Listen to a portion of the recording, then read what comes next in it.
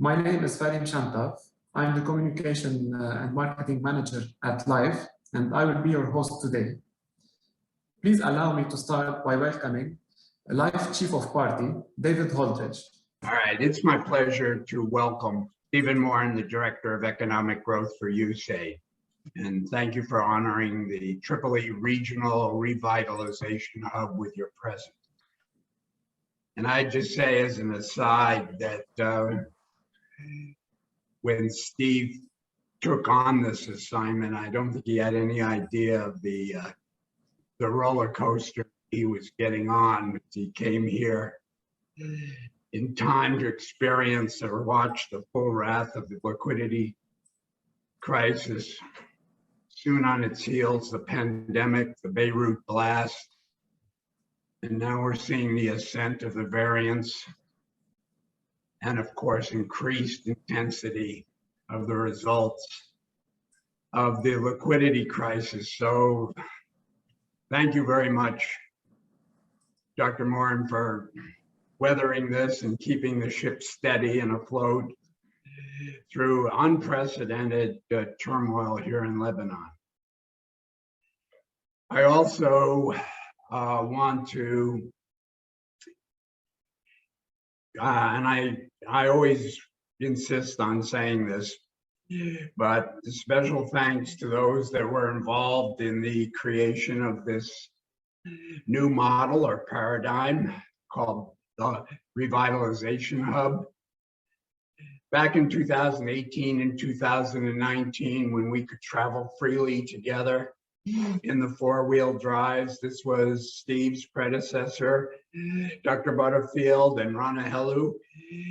And basically, I'd go around often looking at MFIs on one hand, but often on livelihood investments here. And generally, not one to mince his words, Bill Butterfield was arguing that there was insufficient impact on what we were doing in the livelihood sector. And Rana and I, we felt the truth of that. And here is the key result of that in just 3 lines, which I'm going to read verbatim. The challenge was, how could we, Life, increase our impact on the micro businesses by reforming what had been singular, unique, and scattered investment interventions? That was the traditional way. That's what was not what it should have been. Toward NGO coalitions in dynamic and dense peri-urban situations. Now, as you all know, it's one thing to be arguing and debating and working things out at the conceptual level, and it's another to bring it down to reality. And this happened as the first experiment that we did with such a hub, in the Tripoli Revitalization Hub.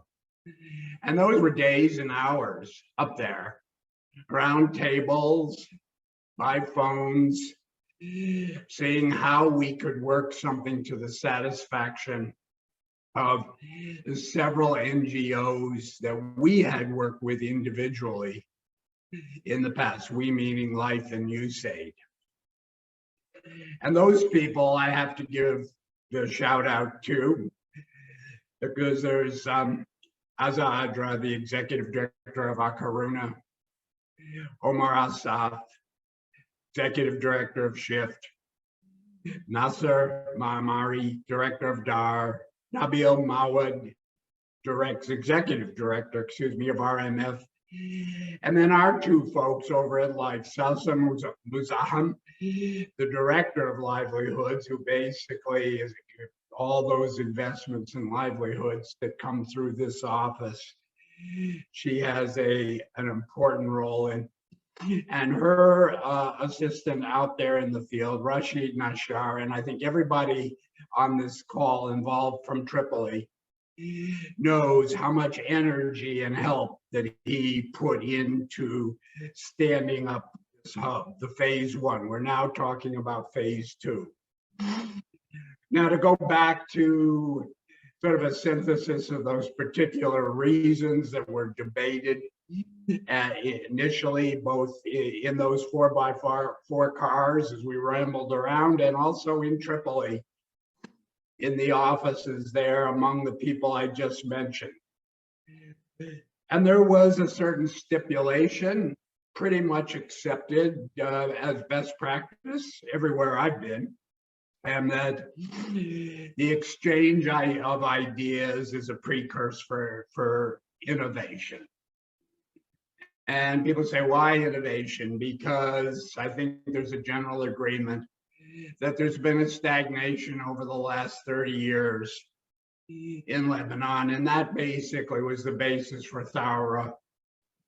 And I will say, I, as an American, particularly proud, I've said this before, that our ambassador, within 24 hours of Thawra, made a declaration of the United States support for the principles and the values in Thawra. And very much among those principles were the need for Lebanon to be modern and to shake off some of the vestiges of the traditional governance it had here that basically constrained economic development terribly.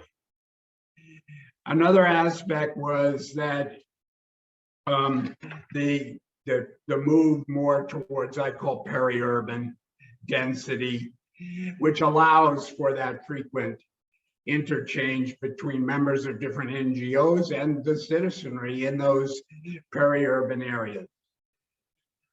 Another area was it was structural. It was the way we looked at our relationship life with NGOs, and we follow very much the directions of USAID, the local mission, paramount, but also we get the declarations of the leadership of USAID through various emails that are forwarded to us, and both Ambassador Green and now Ambassador Power, basically the idea that a country as sophisticated as Lebanon, that there should be a devolution of authorities more and more to the NGOs that we work with. And one of the best ways we could do that is have a principal NGO in the key cities. We're not allowed to, or our contract does not allow us to work in Beirut, but inside of central Bekaa and Tripoli, that would be able to put together a coalition of NGOs with shifting membership, and that's the key, the shifting membership. It is not the same in phase 1 as phase 2, and if there's a phase 3 and 4, that will be a shifting one. What endures is the principles in their agreements among each other of how to share the responsibilities of in this case, the American investment, to work towards both increased productivity, employment, and innovation. And that's the brand that should endure even as the membership goes, so that if it's ICT is what a donor finds particularly important, then those organizations are adept in that. If it's solar, if it's energy, it may be certain other NGOs. If it's computer literacy, it might be certain others. So it's a platform that endures. And the other, well, I'll just move on because I don't want to repeat myself here. Most investors that invest in development in Lebanon as well, those monies that come from the citizenry of their respective countries, overseen by USAID and their contractors, includes an awful lot of obligations that we take very seriously, including compliance, reporting, marketing. And that's typically our responsibility life. but we're through this having a principle among others in these hubs to manage and mentor all the members on these issues is part of that devolution of responsibilities to local organizations. And that's what we've done here in phase 2. She'll be speaking soon. That's Ms. Adra, who has taken that responsibility and done it very well. Now, as far as the exact relationship between the component NGOs and the small and micro businesses, which after all are the reason that we're doing this at all, those stay fairly traditional. They follow the principal components: selection, outreach, BDS, grants, and then linkages of these graduates, sometimes to microfinance institutes. So that part has been pretty much the same since life started here in September of 2016. Finally, I'd like to say a few words about modernization, and we note that we're saying this at the same time that our ambassador, my ambassador, is in Saudi Arabia with France and Saudis in preparation for the G20, and not just talking about safety net issues, but also talking about how they can assist a Lebanon that becomes modern. And it's the great, we call it the great anomaly in the development world, that you can have such an incredibly adept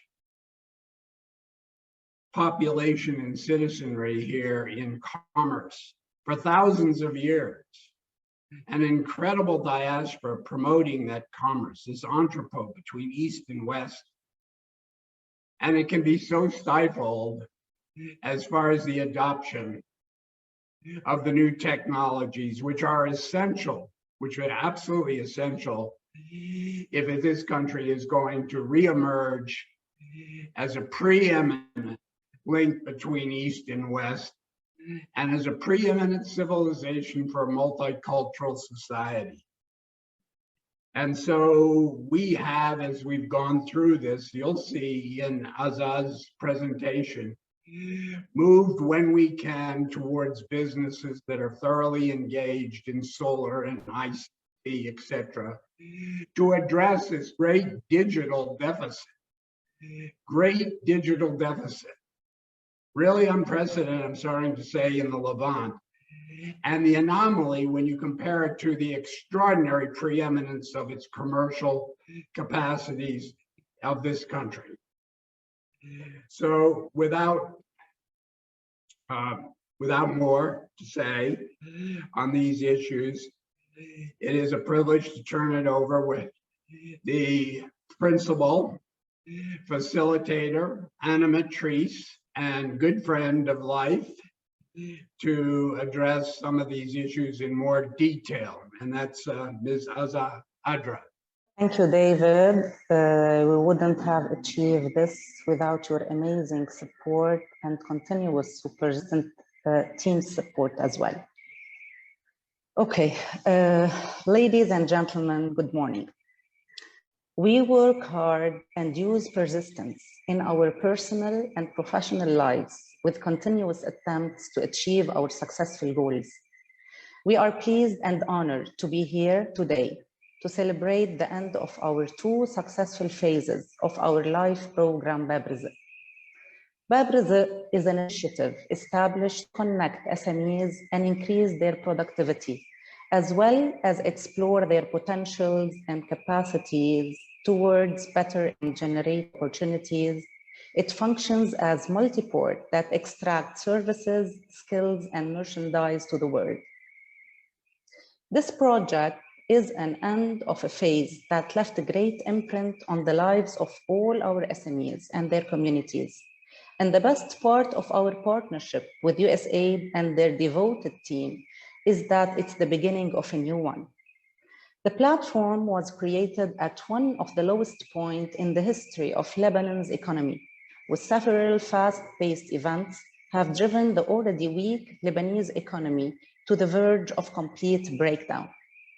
Protests against regime, COVID-19 pandemic, catastrophic Beirut port explosion, ensuing lockdown, bank restrictions, and many other fluctuating challenges has empowered the joint forces with partners DAR, SHIFT, RMF, and Akkarouna to cover a large area in North and make a much needed difference.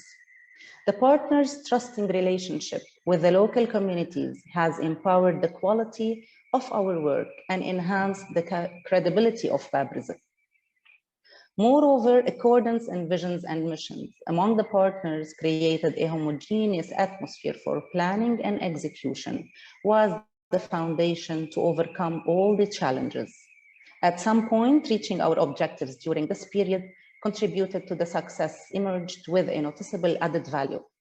These successes were shown when the participant endorsed a lot of ideas, where one managed to invent a new technology in advertisement and marketing, a hologram which formed three-dimensional images embodying real-life characters or products. It frees people from geographical boundaries and be used in all professional and personal spaces.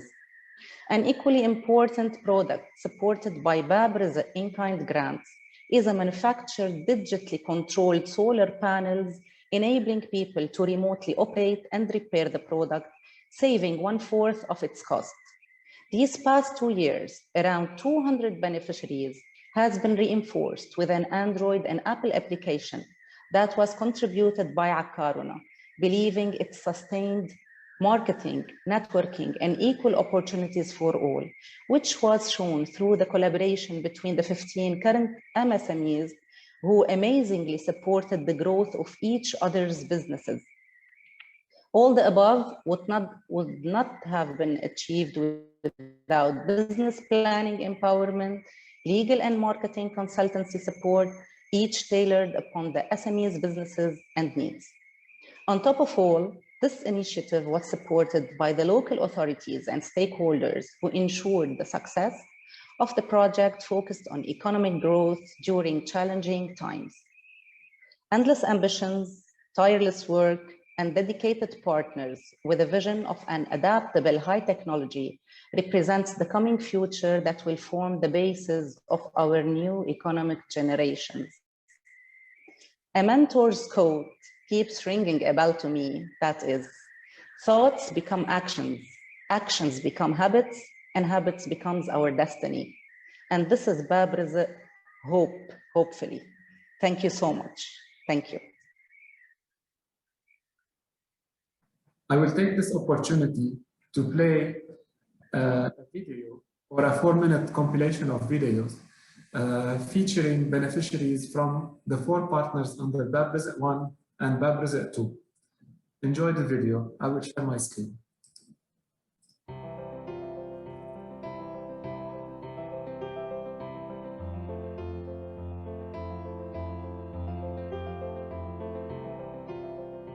بإطار مشروع التوسع بالشمول المالي وتحسين سبل العيش لايف الممول من الوكالة الأمريكية للتنمية الدولية USAID، مشروع باب رزق بيدعم المهن الصغيرة والمتوسطة الحجم بمنطقة باب التبانة والمناطق المجاورة بتأمين فرص متساوية عبر موارد اقتصادية وخدماتية. حضرت الدورات وعملت الدورات واستفدت كتير وقدموا لي الشباب العدة كانت اللي أنا بحاجة لها لشغلي، والحمد لله وصلتني العدة وكانت فعلا هيدا المطلوب يلي بدي اياه، وكتير ساعدتني بمجال عملي وبشغلي، ووفرت علي كتير وقت كمان. اجاني فرصة اني اتعلم بباب رزق تزيين البالونات على شغل اكثر على الاونلاين وغير الاونلاين. يعني صار في نوعا ما باكج كامل للاشغال اليدويه اللي انا بشتغلها.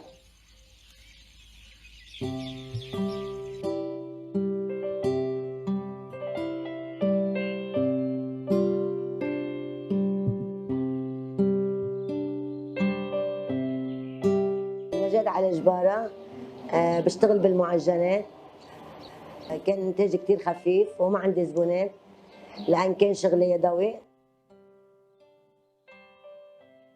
من وقت اللي أخذنا تدريبات عن شيف وحصلنا على المكانات. اكيد نطاق شغلي توسع، فصار انه عندي انا 5 اصناف زياده. هول الاصناف اكيد جابوا لي زباين اكثر، وحتى زبوني ضلوا رضيان اكثر. هذا الشيء خلاني يعني انزل انا شيف عندي بالمحل، وكمان موظفه على المحاسبه لانه زاد شغلي. لما دخلت على المؤسسة ساعدوني بالعجانة والرقاقة والبراد لحفظ المواد، زاد إنتاجي وزادت زبوناتي وريحتني الحمد لله.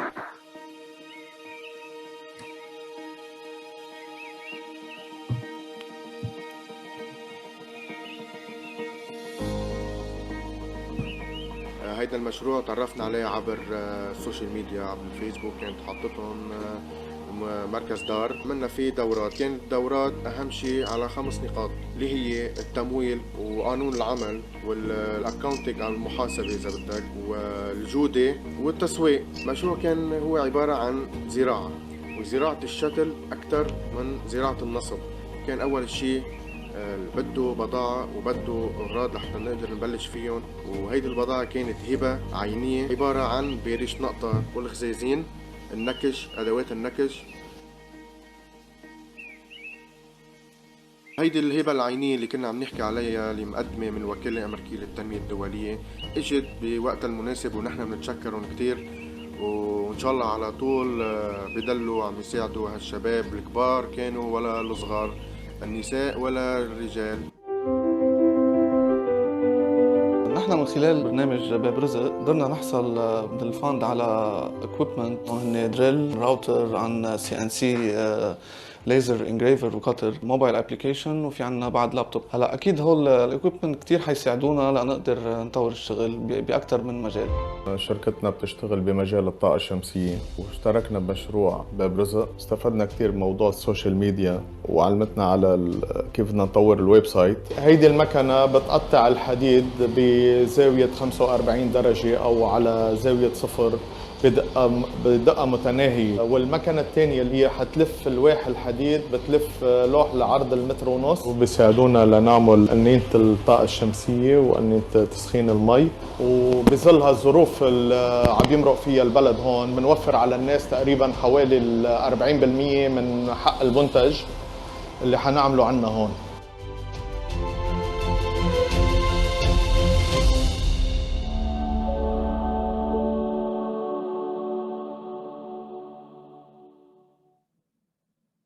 Please allow me to welcome the Economic Growth Office Director at USAIDLebanon, Steve Morin.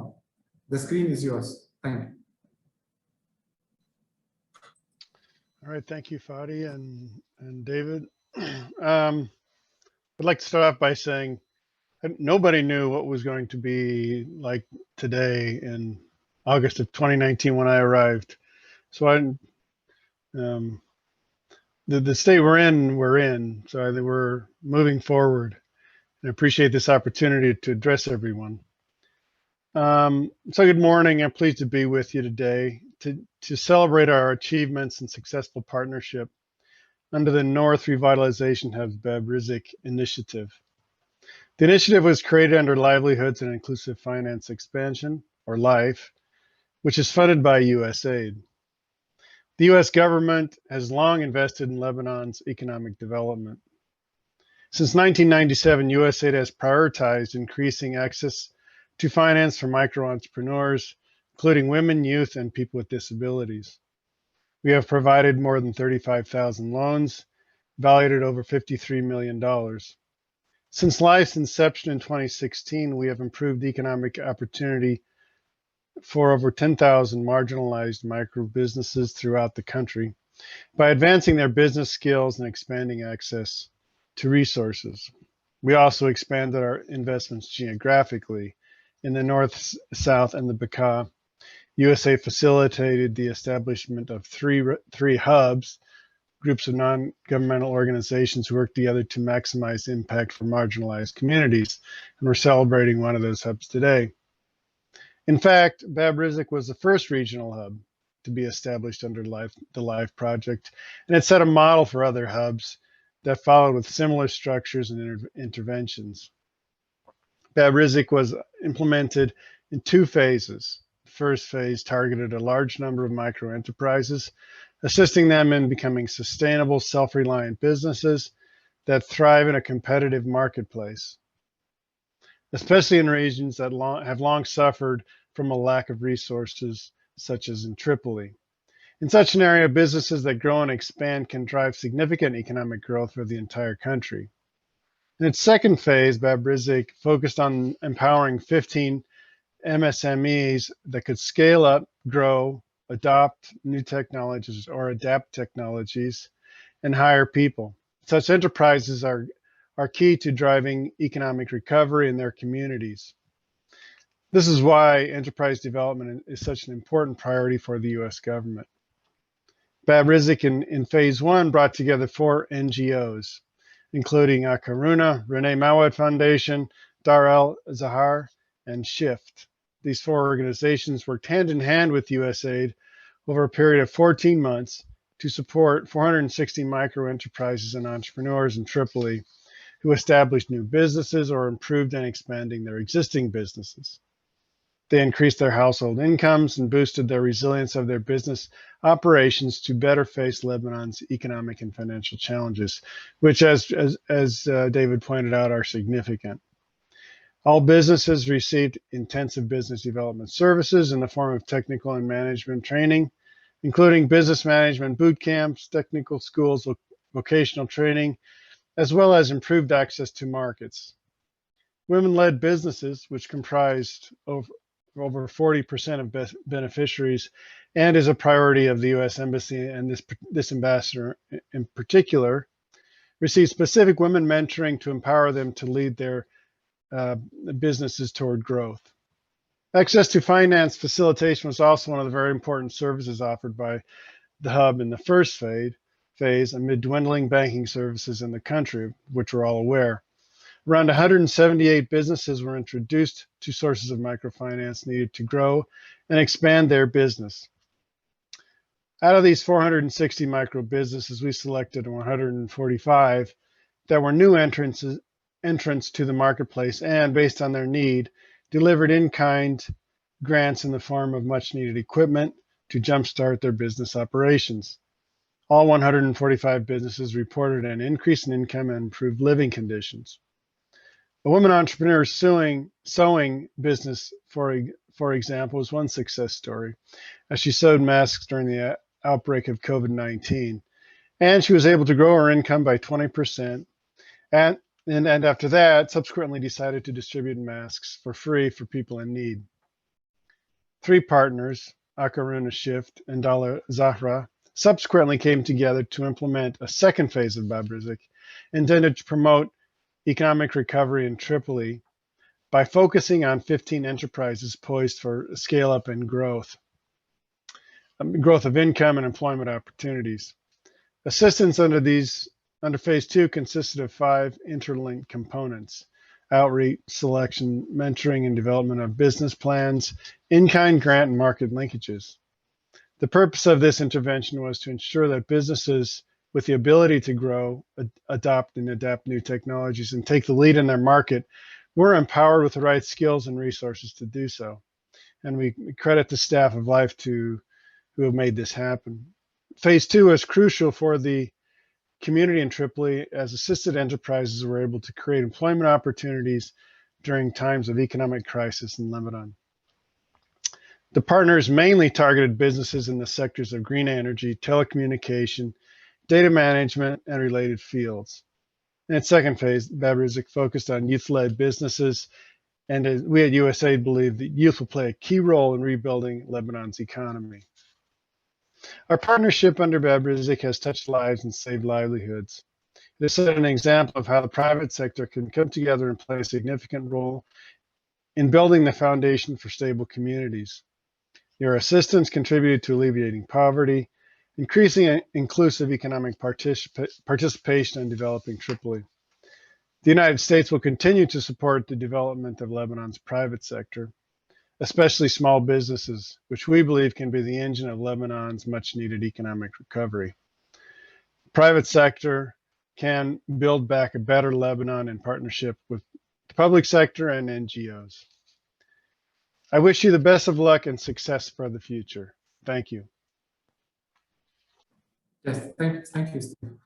I will leave the last word for David. David, please. Thank you and have a good day. Yeah, well, just two principal thank yous. I mean, first of all, for the hard work that Tripoli did, as Steve said, to create a new model, a new paradigm for more impactful development and investments from the people of the United States. And second of all, I just want to repeat, thank you, Steve and Rana, for being there for us, Life, and our partners that are assembled today through an unprecedented, tumultuous period of time where it really amazes me when I look back about what we did get done. We never shut down, and as the ambassador always takes time to say, USAID was with us, the people of Lebanon, throughout. So thank you very much. And that's it from me.